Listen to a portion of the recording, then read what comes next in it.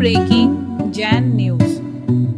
संत शिरोमणि परम पूज्य आचार्य भगवान श्री विद्यासागर जी महाराज के आशीर्वाद से जब एक युवक का दूर हो गया था कैंसर, और अब हैं आप परम पूज्य मुनि श्री निराश्रव सागर जी महाराज।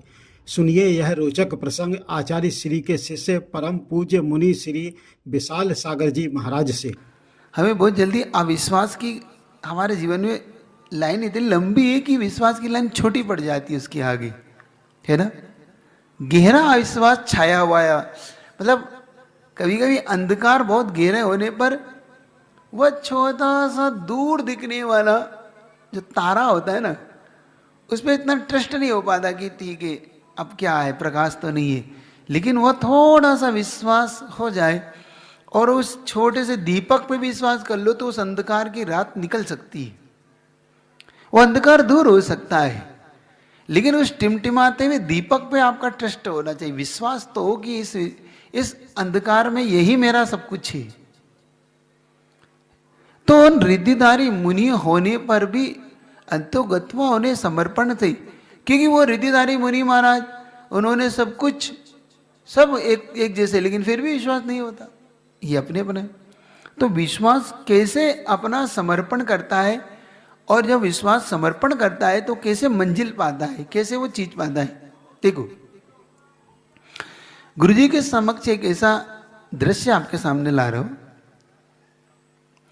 एक व्यक्ति को जो बहुत कम उम्र में, बिल्कुल अभी कहना चाहिए बिल्कुल युवा उम्र उसकी, मुश्किल से 18-20 साल का हो रहा है, और अचानक उसे ये पता पड़ता है कि भाई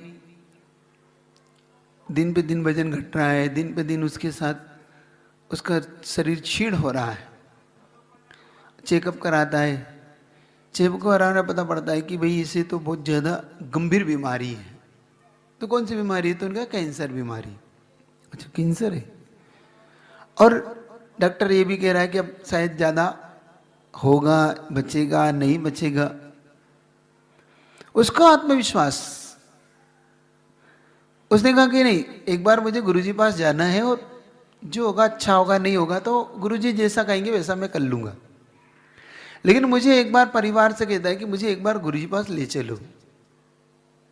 और उसने ये भी मन में बना लिया कि अगर बच गए तो कुछ अच्छा ही करेंगे जीवन में, और नहीं बचे तो फिर जैसा कहेंगे गुरुजी वो करना है। इतना आत्मविश्वास से भर के वो आचार्य श्री पास गुरुजी पास पहुँचे। शायद वो बिना मारा में गुरुजी शायद विराजमान थे, और गुरुजी के शरणों में पहुंचकर नमोस्तु इत्यादि करने के बाद बड़ा छीन काया देख के गुरुजी उसको आशीर्वाद देते हैं। और मैं गुरुजी को बताता है कि अच्छा श्री, मेरे ऐसी ऐसी समस्या है, मुझे ऐसे ऐसे रोग, कैंसर जैसा रोग बताया है, और अब मेरा शायद, लेकिन मैं आपके श्री चरणों में आया हूँ। गुरुजी ने कहा कि तुम्हें बस इतना याद रखना है कि जीवन और मरण ये तो प्रकृति के नियम है, लेकिन निर्भीक होके जीना जितना भी जियो, और साथ साथ एक काम तुम्हें करना है, वो कर सकोगे? उसने कहा जी गुरुजी कर लूँगा। उसने कहा, उन्होंने कहा कि जब तक कुछ हो या ना हो तुम्हें रात्रि में कुछ नहीं लेना, चारों प्रकार का त्याग कर देना। और ऐसा कई एग्जाम्पल है जिसमें गुरुजी ने ऐसा प्रयोग किया और सफलता भी बहुत अच्छी मिली। पहला तो पहला रखता हूँ, बाद में दूसरा रखूँगा। तो उन्होंने कहा कि ठीक है अच्छा इतना हम कर लेंगे। साथ साथ उसने ये भी निवेदन कर दिया कि गुरुजी मैं आजीवन ब्रह्मचर्य भी लेना चाहता हूँ, मैं आपके श्री चरणों में, अब मुझे विवाह भी नहीं करना। और एक और दृढ़ संकल्प आपके सामने ये भी लेता हूँ, देखा कितना दृढ़ संकल्प, कि अगर बच गया, नहीं बचा तो कोई बात नहीं, जैसा आप नियम है उसके अनुसार, और बच गया तो ये भी है कि मुनि बनकर ही आगे चलूंगा, मैं मुनि बनकर ही जीऊंगा। ये भी मेरा दृढ़ संकल्प। संयोग से जब उसने गुरुजी को ये नियम लिया, गुरुजी ने उसे मुस्कुराते कहा कि ठीक है, जीवन का वैसे ही कोई भरोसा नहीं, तुम ब्रह्मचर्य लो, पालो। उसने आजीवन ब्रह्मचर्य धारण किया, और जब ब्रह्मचर्य धारण करने के बाद उसने गुरुजी के बताए हुए उस फार्मूले को अपनाया। कोई मत कोई नहीं, दवाई दिन में लेना, जो कहा उसको पालन करना, संयम से जीवन जीना, वही गुरु भक्ति प्रभु भक्ति का आश्रय लेना, एक उसका नित्य क्रम हो गया। बस अंदर से गुरु भक्ति प्रभु भक्ति समर्पण, जो कुछ होगा इससे होगा। देखो कहाँ से हमारी परिभाषा और कहाँ से हमारी लाइन चेंज होती है। हम चेंज कहाँ से होते हैं अपने जीवन में। अब ये कोई आयु कर्म नहीं बढ़ रहा है इसमें। बहुत से लोग के पास में बड़ी बड़ी जिज्ञासा होती है कि इससे कोई आयु बढ़ जाएगी। नहीं, आयु कर्म नहीं बढ़ रहा, लेकिन आयु की उदीर्णा जरूर रुक रही है। आयु के निषेध जरूर वो आयु कर्म के पूर्ण आयु में बदल रहे हैं। जो अल्प आयु में चेंजेस है तो जैसे का पूर्ण आयु की ओर जा रहा है कि वो कम से कम उतना तो जीवन में जीना ही है जितनी आयु लेके वो जन्मा है। और वो धीरे धीरे करके उसके जीवन में एक भारी परिवर्तन आया। कैंसर जैसा रोग जिसका डॉक्टर कह रहा हो कि बचना कठिन है, कुछ कहा नहीं जा सकता, शायद 6 महीने साल भर 2 साल कुछ भी निकलेंगे, नहीं भी निकले कल हो जाए घटना। उस कितना आत्मविश्वास होगा, कितना समर्पण होगा कि जो होगा अच्छा होगा, पॉजिटिव। और इसी विचारधारा से वो जैसे जैसे बढ़ने लगा, कहते हैं पुण्य की बरगणाएं उसकी चेंजेस हुई और वो पाप पुण्य में चेंजेस होने लगा। और जैसे जैसे पुण्य में बदलने लगा वैसे वैसे उसका रोग उपशम होने लगा, स्वस्थ होने लगा। और वो स्वस्थ होते होते इतना स्वस्थ कि पूर्ण स्वस्थ हो गया। वो कैंसर नामो निशान मिट गया, कैंसर चला गया। कैंसर जाने के बाद पुनः गुरु जी के पास आता है, आचार्य भगवान आपके आशीर्वाद से मैं स्वस्थ। गुरु जी का नहीं, थोड़ी सी और स्वस्थता लाओ। ठीक है, धीरे धीरे उसकी स्वस्थता और लाए। फिर गुरु जी से उन्होंने कहा गुरु जी मैं साधना चाहता हूँ, क्योंकि मैंने आपसे प्रॉमिस किया था कि मुझे मुनि बनना है। तो अच्छा से नहीं, देखो अभी थोड़ा सा घर में रहो, पहले देखता हूँ मैं, क्योंकि रोग है, कहीं फिर से रिपीट मार दे, कैसे फिर से कुछ हो जाए, तो भी पहले अच्छी तरह से स्वस्थ हो। और बहुत अच्छा जब उसका शरीर थोड़ा थोड़ा स्वस्थ होने लगे तो वो उन्होंने कहा ठीक है बात, अब मैं स्वस्थ। तो आचार्य सिंह ने उनको फिर ज्येष्ठ निरापक समय सार जी के पास भेजा कि तुम वहां जाके पहले साधना करो, वहां जाके तुम अपनी साधना को उन्नत बनाओ। उसने कहा ठीक है। ड्रेस चेंज हुई, ड्रेस चेंज होने के बाद उसने अपनी साधना को बढ़ाया। गुरुजी की निगाह उस पर पल पल थी, उन पे पल पल उनके पूरे शरीर को उनके पूरे साधना को देखते जाते। बड़े महाराज से रिपोर्ट लेते, क्या है, कैसा सब ब्रह्मचारी कैसा लगा, ठीक चल रहा।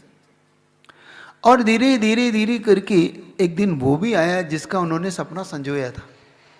देखो कहाँ आदमी मृत्यु के मुख से लौटकर कहाँ मुनि पद पे स्थापित होता है। एक आशीर्वाद व्यक्ति के जीवन को कैसे चेंजेस लाता है। और जब ललितपुर में 10 दीक्षाएं हुई तब वो मुनि पद पर स्थापित हो, और आज भी उस मुनि पद का पालन आनंद पूर्वक कर। वो नरसिंहपुर के वो बने, शायद निराश्रव सागर नाम है, निराश्रव है ना, हाँ, निराश्रव सागर नाम उनका आचार्य सिंह दिया। आश्रव से जो रही, जिन्होंने आश्रव को भी पाप आश्रव को भी पुण्य आश्रव में चेंज की। समझ रहे हो? जब आप विचार करो कि व्यक्ति मृत्यु के मुख से लौटकर मुनि पद पर स्थापित होता है।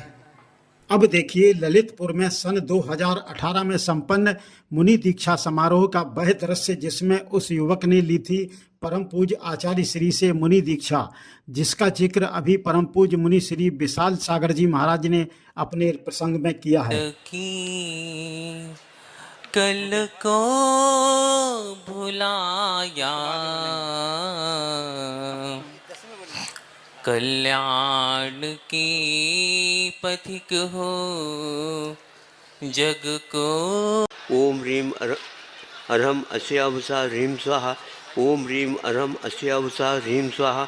ओम ह्रीम अरहम अस्यावसा ह्रीम स्वाहा। ओम ह्रीम अरहम अस्यावसा ह्रीम स्वाहा। ओम ह्रीम अरहम अस्यावसा ह्रीम स्वाहा। ओम ह्रीम अरहम अस्यावसा ह्रीम स्वाहा। ओम ह्रीम अरहम अस्यावसा ह्रीम स्वाहा। ओम ह्रीम अरहम अस्यावसा ह्रीम स्वाहा। ओम ह्रीम अरम अस्य अवसा ह्रीम स्वाहा ओम ह्रीम अरम अस्य अवसा ह्रीम स्वाहा ओम ह्रीम अरम अस्य अवसा ह्रीम स्वाहा ओम ह्रीम अरम अस्य अवसा ह्रीम स्वाहा ओम ह्रीम अरम अस्य अवसा ह्रीम स्वाहा ओम ह्रीम अरम अस्य अवसा ह्रीम स्वाहा ओम ह्रीम अरम अस्य अवसा ह्रीम स्वाहा ओम ह्रीम अरम अस्य अवसा ह्रीम स्वाहा ओम ह्रीम अरम अस्य अवसा ह्रीम स्वाहा ओम ह्रीम अरम अस्य अवसा ह्रीम स्वाहा ओम ह्रीम अरम अस्य अवसा ह्रीम स्वाहा। अभी तक आप लोगों ने इनके लाडली नाम अलग हैं, विद्यालय के नाम अलग हैं, गुस्सा में आने वाले नाम अलग है। बिल्कुल भिन्न भिन्न रखा। अब हम ऐसा कुछ नहीं रखेंगे, एक ही नाम से ये चलेगा। लाडला पेडला यहाँ पर कुछ भी नहीं चलेगा। महाराज भी सुन ले। हाँ, पहले प्रथम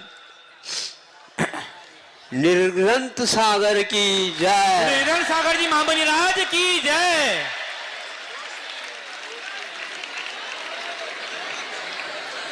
दूसरे नंबर में निर्भ्रांत सागर की जय। निर्भ्रांत सागर महाराज की।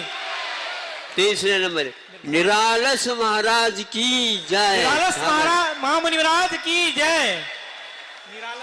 हाँ, निरालस सागर महाराज की जय। जय। निराश्रम महाराज की जय। निराश्रम सागर महाराज की। निराश्रम। हाँ, पांचवें निराकार महाराज की जय। निराकार सागर महाराज की जय। निराकार। निश्चिंत सागर महाराज की जय। निश्चिंत सागर जी महाराज की जय। निश्चिंत इसके उपना महाराज की जय। निर्वाण नहीं, निर्माण सागर महाराज की जय। निर्माण निर्माण और निर्माण सागर महाराज की जय। निशंक सागर महाराज की जय। निशंक सागर जी महाराज की जय। और नौवें निरंजन सागर महाराज की। निरंजन सागर महाराज की जय। और अंतिम महाराज है निर्लेप सागर महाराज की निर्लेप जय। सागर जी महाराज की जय। निर्लेप निर्लेप निर्लेप आचार्य गुरुवर श्री विद्यासागर जी महाराज की जय।